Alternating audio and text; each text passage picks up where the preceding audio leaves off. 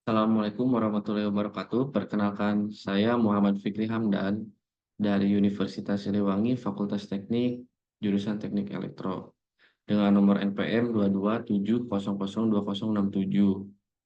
Saya berasal saya berasal dari kelas B.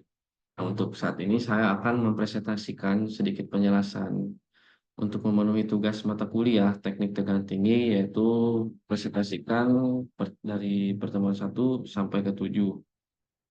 Nah, di mana pada pertama ini saya akan mempresentasikan tentang teknik tegangan tinggi.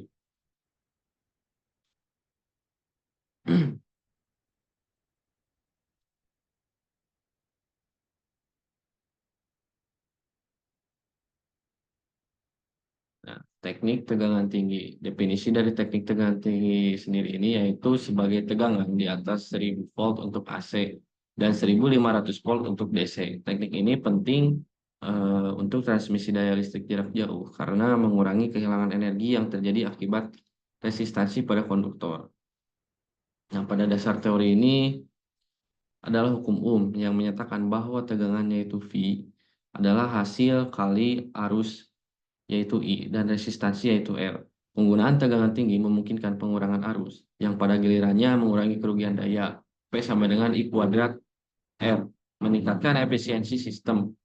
Nah, aplikasi teknik tegangan tinggi ini yaitu digunakan dalam jaringan transmisi daya listrik seperti misalnya peralatan industri juga seperti motor dan generator, serta dalam pengujian peralatan untuk memastikan keandalan dan isolasi.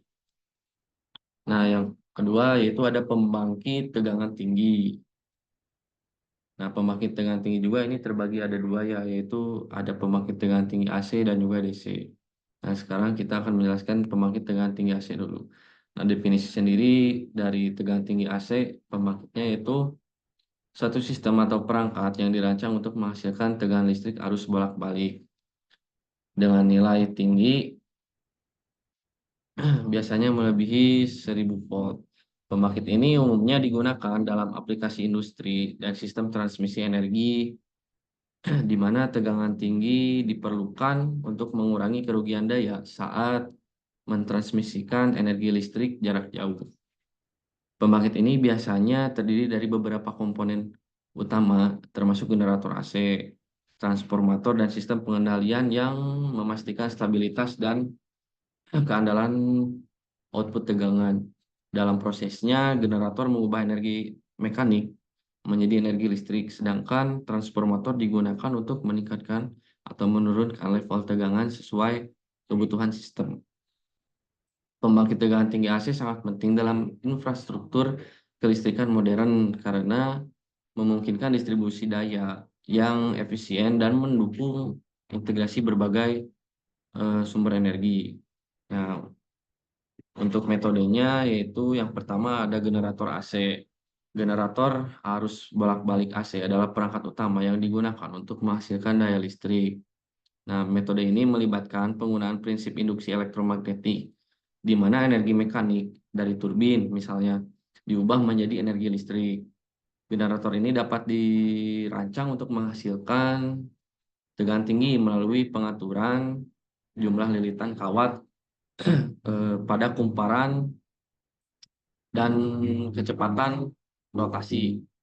Nah, untuk yang kedua, transformator. Transformator digunakan untuk mengubah level tegangan yang dihasilkan oleh generator. Nah, setelah energi listrik dihasilkan, transformator meningkatkan tegangan ke tingkat yang lebih tinggi untuk transmisi. Transformator step up memiliki lebih banyak lilitan di sisi primer dibanding sisi sekundernya, sehingga meningkatkan tegangan. Nah, untuk aplikasi pembangkit tegangan tinggi, yaitu untuk transmisi daya listrik jauh. Transmisi daya listrik jauh adalah proses mengalirkan energi listrik dari pembangkit listrik ke konsumen melalui jarak yang signifikan, seringkali ratusan hingga ribuan kilometer. Dalam sistem ini tegangan tinggi digunakan untuk mengurangi arus yang mengalir, sehingga mengurangi kerugian daya yang terjadi akibat resistansi pada konduktor, yaitu P sama dengan I kuadrat R. Proses ini melibatkan penggunaan transformator untuk menaikkan step up, yaitu step up itu yaitu menaikkan tegangan dari pembangkit dan menurunkan step down tegangan di dekat konsumen. Saluran transmisi yang terbuat dari konduktor mendistribusikan listrik, sementara isolator dan tiang menjaga keamanan sistem. Meskipun transmisi AC lebih umum, tantangan seperti kehilangan energi dan stabilitas jaringan tetap menjadi perhatian penting dalam desain dan operasional sistem ini. Nah, kemudian ada pembangkit tegangan tinggi DC. Nah, definisi dari pembangkit tegangan tinggi DC sendiri ini yaitu sistem atau perangkat yang dirancang untuk menghasilkan listrik arus searah DC dengan tegangan tinggi, umumnya di atas 1500 volt. Pembangkit ini berfungsi untuk menyediakan daya listrik yang efisien untuk berbagai aplikasi, terutama dalam transmisi energi jarak jauh dan pengoperasian peralatan industri yang memang memerlukan tegangan tinggi. Proses pembangkit biasanya melibatkan konversi energi dari sumber energi tenaga surya, hidro, atau thermal menggunakan inverter atau konverter DC to DC mencapai level tegangan untuk mencapai level tegangan yang diinginkan. Pembangkit tegangan tinggi DC semakin populer dengan munculnya teknologi high voltage direct current HVDC yang memungkinkan pengiriman energi listrik dengan kerugian yang lebih rendah dan kestabilan yang lebih baik dibandingkan dengan sistem arus bolak-balik. Nah, untuk metodenya sendiri yaitu ada beberapa metode ya, salah satunya ada dua ini. Yang pertama, konverter DC to DC. Metode ini menggunakan konverter untuk mengubah tegangan DC dari level rendah ke level tinggi. Nah, konverter ini dapat berupa bus konverter yang menaikkan tegangan atau menggunakan rangkaian penguat yang dirancang khusus untuk mencapai output yang diinginkan. Nah, yang kedua, inverter DC ke AC dan kembali ke DC. Sistem ini awalnya menghasilkan listrik AC menggunakan generator atau sumber energi terbarukan. Kemudian dikonversi menjadi DC dengan menggunakan inverter. Proses ini juga sering digunakan dalam sistem tenaga surya di mana panel surya menghasilkan DC yang kemudian diubah menjadi AC dan kembali menjadi DC pada tegangan tinggi. Nah, untuk aplikasinya pada pembangkit tegangan tinggi DC yaitu yang pertama pengisian kendaraan listrik.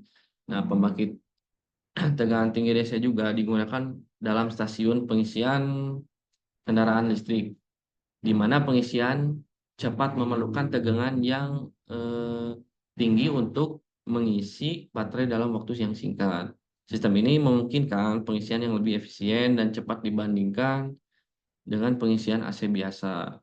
Nah, untuk yang kedua, pengoperasian peralatan industri. Banyak peralatan industri seperti motor DC, pemanas induksi, lalu sistem pengarak yang memerlukan suplai listrik DC dengan tegangan tinggi untuk operasi yang lebih efisien. Pembangkit ini menyediakan daya yang diperlukan untuk aplikasi industri tersebut. Nah, yang ketiga ada pengukuran tegangan tinggi. Nah, pengukuran tegangan tinggi yaitu proses untuk menentukan nilai tegangan listrik yang berada di level standar, seringkali di atas 1000 volt. Pengukuran ini sangat penting dalam berbagai aplikasi industri dan penelitian untuk memastikan keandalan dan keamanan sistem kelistrikan. Nah, ada beberapa macam-macam alat pengukuran tegangan tinggi. Yang pertama, voltmeter tegangan tinggi. Voltmeter khusus yang dirancang untuk mengukur tegangan tinggi. Alat ini biasanya memiliki isolasi yang baik dan dapat mengukur tegangan dalam rentang tinggi, yaitu di atas 1000 volt. Yang kedua ada osiloskop. Osiloskop dengan probe tegangan tinggi memungkinkan visualisasi gelombang tegangan dalam sistem. Osiloskop ini sering digunakan dalam analisis sinyal dan pemantauan sistem kelistrikan. Yang ketiga, multimeter tegangan tinggi. Multimeter digital atau analog yang dilengkapi dengan kemampuan untuk mengukur tegangan tinggi. Pastikan multimeter tersebut memiliki fitur dan spesifikasi yang sesuai untuk tegangan tinggi. Yang keempat ada alat uji isolasi. Digunakan untuk menguji isolasi, peralatan, dan sistem kelistrikan pada tegangan tinggi. Memastikan bahwa tidak ada kebocoran arus yang berbahaya. Dengan menggunakan alat-alat ini, pengukuran tegangan tinggi dapat dilakukan dengan aman dan akurat, mendukung pemeliharaan dan pengujian sistem kelistrikan yang lebih efisien. Berikutnya ada isolator atau insulator. Isolator adalah bahan atau komponen yang dirancang untuk menghambat aliran arus listrik. Fungsi utama isolator adalah untuk mencegah kebocoran arus dan melindungi peralatan serta pengguna dari bahaya listrik. Isolator memiliki resistansi yang sangat tinggi sehingga tidak memungkinkan arus listrik mengalir melaluinya dalam kondisi normal. Nah, untuk bahan isolator yaitu ada padat, cair, dan gas. Nah, untuk yang pertama padat seperti keramik. Nah, keramik ini digunakan dalam isolator saluran transmisi karena ketahanannya terhadap suhu tinggi dan cuacanya. Nah, yang kedua cair minyak dielektrik. Minyak dielektrik ini adalah jenis bahan isolator cair yang digunakan dalam aplikasi kelistrikan dan elektronik, terutama sebagai media isolasi dan pendingin dalam peralatan listrik. Nah, yang ketiga gas SF6 yaitu sulfur hexafluoride,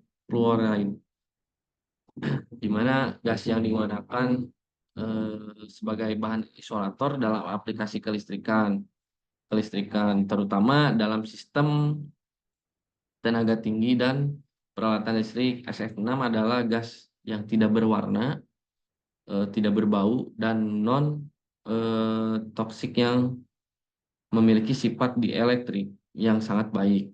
Gas ini memiliki kepadatan yang lebih tinggi dibandingkan udara sehingga efektif dalam menghambat aliran arus listrik.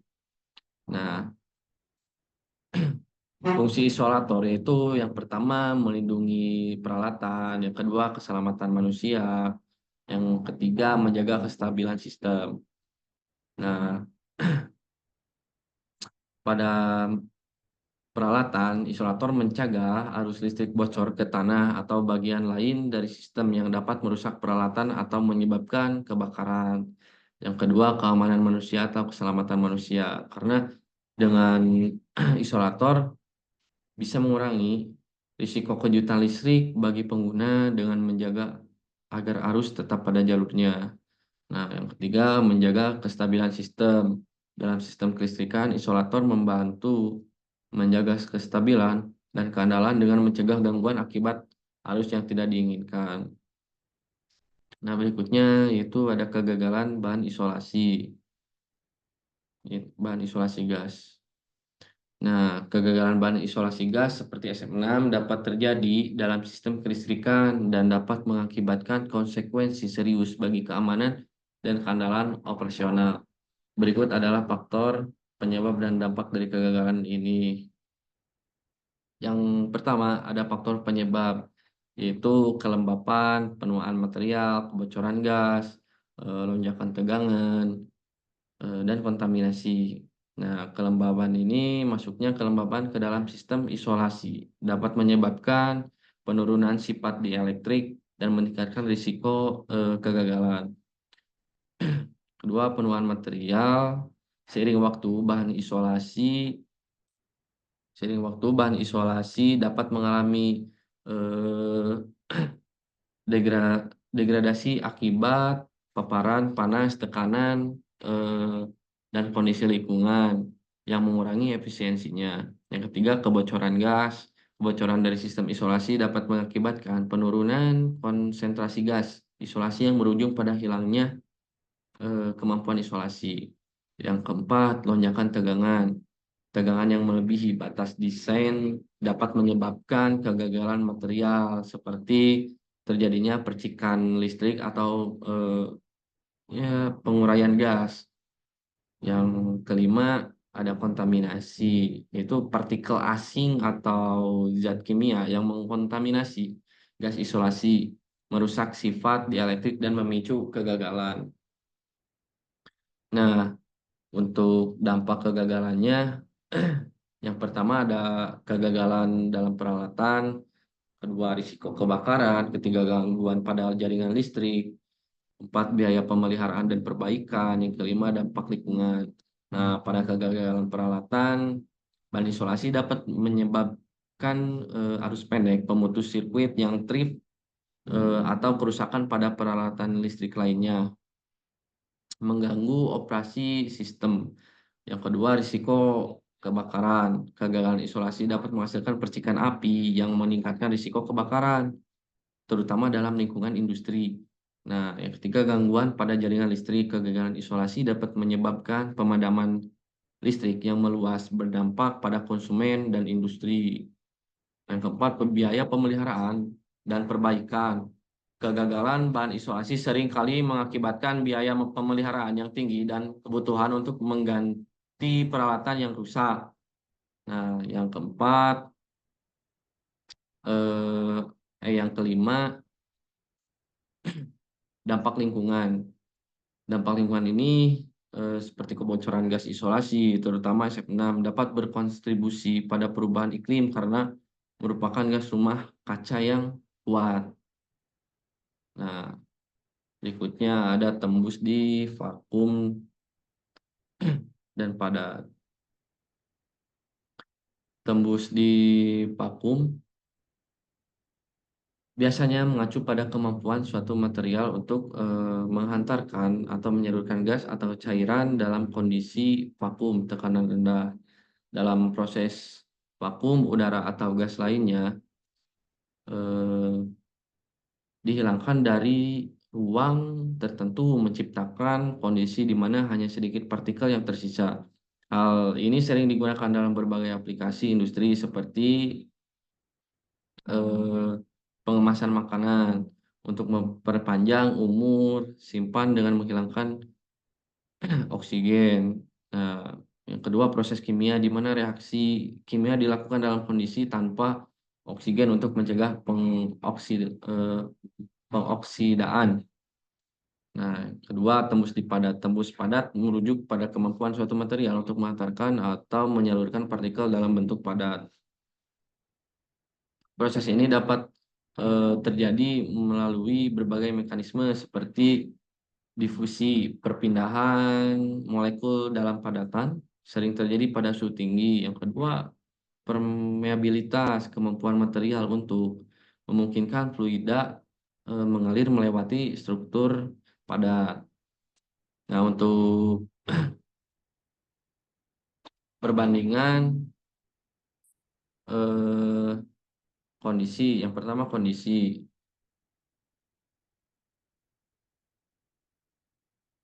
eh, ya yang pertama kondisi,